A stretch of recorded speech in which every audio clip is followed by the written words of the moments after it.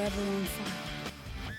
ರೇಣುಕಾಸ್ವಾಮಿಯ ಕೊಲೆ ಆರೋಪಿ ದರ್ಶನ್ಗೆ ಇವತ್ತು ಬಹುದೊಡ್ಡ ದಿನ. ಇವತ್ತು ಆರೋಪಿ ದರ್ಶನ್ ನ್ಯಾಯಾಂಗ ಬಂಧನ ಅಂತ್ಯವಾಗ್ತಾ ಇದೆ. ಹೀಗಾಗಿ ವರ್ಚುವಲ್ ಮೂಲಕ ಇವತ್ತು ನ್ಯಾಯಾಧೀಶರ ಮುಂದೆ ಅವರನ್ನು ಹಾಜರುಪಡಿಸಲಾಗುತ್ತೆ. ವಿಡಿಯೋ ಕಾನ್ಫರೆನ್ಸ್ ಮೂಲಕ ಅವರನ್ನು ಕೋರ್ಟ್ಗೆ ಹಾಜರುಪಡಿಸಲಾಗುತ್ತೆ. ಇನ್ನು ದರ್ಶನ್ ಅವರು ಈ ಒಂದು ಪ್ರಕರಣಕ್ಕೆ ಸಂಬಂಧಪಟ್ಟಂತೆ ಚಾರ್ಜ್ ಶೀಟ್ ಸಲ್ಲಿಕೆಯಾಗುವವರೆಗೂ ಕಾದು ನೋಡ್ತಾ ಇದ್ರು. ಜಾಮೀನಿಗೆ ಅರ್ಜಿ ಸಲ್ಲಿಕೆ ಮಾಡಿರಲಿಲ್ಲ. ಆದರೆ ಇವತ್ತು ಜಾಮೀನಿಗಾಗಿ ಅರ್ಜಿ ಸಲ್ಲಿಕೆ ಮಾಡುವಂತಹ ಸಾಧ್ಯತೆ ಇದೆ ಅಂತ ಹೇಳಲಾಗ್ತಾ ಇದೆ. ಈಗಾಗಲೇ ವಕೀಲರ ಜೊತೆ ಕೂಡ ಇದಕ್ಕೆ ಸಂಬಂಧಪಟ್ಟಂತೆ ಚರ್ಚೆ ಮಾಡಿ ಸಲಹೆ ಸೂಚನೆಗಳನ್ನು ಕೂಡ ದಾಸ ಪಡೆದುಕೊಂಡಿದ್ದಾರೆ. ಅರ್ಜಿ ಸಲ್ಲಿಕೆ ಮಾಡಿದ್ದೇ ಆದರೆ ಅಂದರೆ ಜಾಮೀನಿಗಾಗಿ ಅರ್ಜಿ ಸಲ್ಲಿಕೆ ಮಾಡಿದ್ದೇ ಆದರೆ ಇವತ್ತೇ ಅದು ಕೂಡ ವಿಚಾರಣೆಗೆ ಬರುವಂತಹ ಸಾಧ್ಯತೆ ಇದೆ. ಹೀಗಾಗಿ ದರ್ಶನ್ ಅವರಿಗೆ ಜಾಮೀನು ಸಿಗುತ್ತಾ ಇಲ್ವಾ, ಅವರು ಅರ್ಜಿ ಸಲ್ಲಿಕೆ ಮಾಡ್ತಾರಾ ಇಲ್ವಾ ಅನ್ನುವಂತಹ ಪ್ರಶ್ನೆ ಒಂದೆಡೆ ಆದರೆ, ಮತ್ತೊಂದೆಡೆ ದರ್ಶನ್ ಅವರ ನ್ಯಾಯಾಂಗ ಬಂಧನ ಏನಿದೆ ಕಸ್ಟಡಿ ಅಂತ್ಯ ಆಗ್ತಾ ಇದೆ. ಇದೇ ಕಾರಣಕ್ಕಾಗಿ ಅವರನ್ನು ಮತ್ತೆ ವರ್ಚುವಲ್ ಮೂಲಕವಾಗಿ ಕೋರ್ಟ್ಗೆ ಹಾಜರುಪಡಿಸಲಾಗತ್ತೆ. ಕೋರ್ಟ್ಗೆ ಹಾಜರುಪಡಿಸಿದಂತಹ ಸಂದರ್ಭದಲ್ಲಿ ಮತ್ತೆ ನ್ಯಾಯಾಂಗ ಬಂಧನವನ್ನು ವಿಸ್ತರಣೆ ಮಾಡುವಂತಹ ಸಾಧ್ಯತೆಗಳು ಕೂಡ ಇದೆ ಅಂತ ಹೇಳಲಾಗ್ತಾ ಇದೆ. ಯಾಕಂದರೆ ಪ್ರಕರಣಕ್ಕೆ ಸಂಬಂಧಪಟ್ಟಂತೆ ಚಾರ್ಜ್ ಶೀಟ್ ಸಲ್ಲಿಕೆ ಆಯಿತು, ವಿಚಾರಣೆ ನಡಿಬೇಕಾಗತ್ತೆ.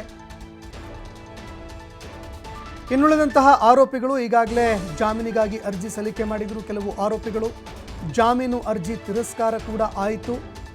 ಈ ನಡುವೆ ದರ್ಶನ್ ಅವರು ಏನು ಮಾಡ್ತಾರೆ, ದರ್ಶನ್ ಅವರು ಕೂಡ ಜಾಮೀನಿಗಾಗಿ ಅರ್ಜಿ ಸಲ್ಲಿಕೆ ಮಾಡ್ತಾರಾ ಇಲ್ವಾ ಅನ್ನುವಂತಹ ಪ್ರಶ್ನೆ ಕೂಡ ಎದುರಾಗ್ತಾ ಇದೆ.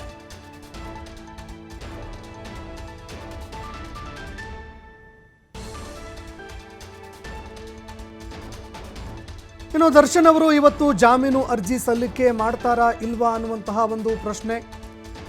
ಇನ್ನು ದರ್ಶನ್ ಅವರು ಬಹುತೇಕವಾಗಿ ಜಾಮೀನಿಗಾಗಿ ಅರ್ಜಿ ಸಲ್ಲಿಕೆ ಮಾಡುವಂತಹ ಸಾಧ್ಯತೆ ಇದೆ ಅಂತ ಹೇಳಲಾಗ್ತಾ ಇದೆ. ತಮ್ಮ ವಕೀಲರ ಜೊತೆಯಲ್ಲಿ ಇದಕ್ಕೆ ಸಂಬಂಧಪಟ್ಟಂತೆ ಚರ್ಚೆ ಕೂಡ ಮಾಡಿದ್ದಾರೆ. ಸಾಕಷ್ಟು ಸಲಹೆ ಸೂಚನೆಗಳನ್ನು ಕೂಡ ದರ್ಶನ್ ಅವರು ಪಡೆದುಕೊಂಡಿದ್ದಾರೆ. ಜಾಮೀನಿಗಾಗಿ ಅರ್ಜಿ ಸಲ್ಲಿಕೆ ಮಾಡಬೇಕಾ ಮಾಡಬಾರ್ದಾ ಇದೆಲ್ಲದಕ್ಕೂ ಸಂಬಂಧಪಟ್ಟಂತೆ ತಮ್ಮ ವಕೀಲರ ಜೊತೆಯಲ್ಲಿ ಚರ್ಚೆ ಮಾಡಿದ್ದಾರೆ. ಇನ್ನು ದರ್ಶನ್ ಅವರ ಕೆಲವು ವರ್ತನೆಗಳೇನಿತ್ತು ಅದಕ್ಕೂ ಸಂಬಂಧಪಟ್ಟಂತೆ ಜಾಮೀನಿಗಾಗಿ ಒಂದು ವೇಳೆ ಅರ್ಜಿ ಸಲ್ಲಿಕೆ ಮಾಡಿದ್ರೂ ಕೂಡ ಜಾಮೀನು ಸಿಗುವಂತಹ ಸಾಧ್ಯತೆ ತೀರಾ ವಿರಳ ಅನ್ನುವಂತಹ ಮಾತುಗಳು ಕೂಡ ಕೇಳಿಬರ್ತಾ ಇದೆ.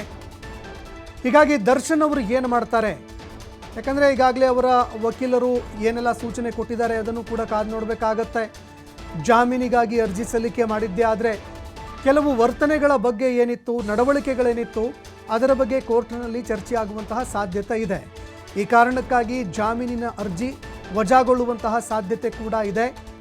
ಇದೇ ಕಾರಣಕ್ಕಾಗಿ ಜಾಮೀನಿಗಾಗಿ ಅರ್ಜಿಯನ್ನು ಸಲ್ಲಿಕೆ ಮಾಡ್ತಾರಾ ಅಥವಾ ಇಲ್ವಾ ಕಾದು ನೋಡುವಂತಹ ಒಂದು ತಂತ್ರಕ್ಕೆ ಮತ್ತೆ ಏನಾದರೂ ಮೊರೆ ಹೋಗ್ತಾರಾ, ತಮ್ಮ ನಡವಳಿಕೆ ಏನಿದೆ ಅದರಲ್ಲಿ ಬದಲಾವಣೆ ಮಾಡಿಕೊಂಡು ಅದಾದ ನಂತರ ಅವರೇನಾದರೂ ಜಾಮೀನಿಗಾಗಿ ಅರ್ಜಿ ಸಲ್ಲಿಕೆ ಮಾಡ್ತಾರಾ ಅನ್ನುವಂತಹ ಪ್ರಶ್ನೆ ಕಾಡ್ತಾ ಇರುವಂಥದ್ದು. ದರ್ಶನ್ ಅವರ ನಡೆ ಏನಾಗುತ್ತೆ ಕಾದು ನೋಡಬೇಕಾಗತ್ತೆ.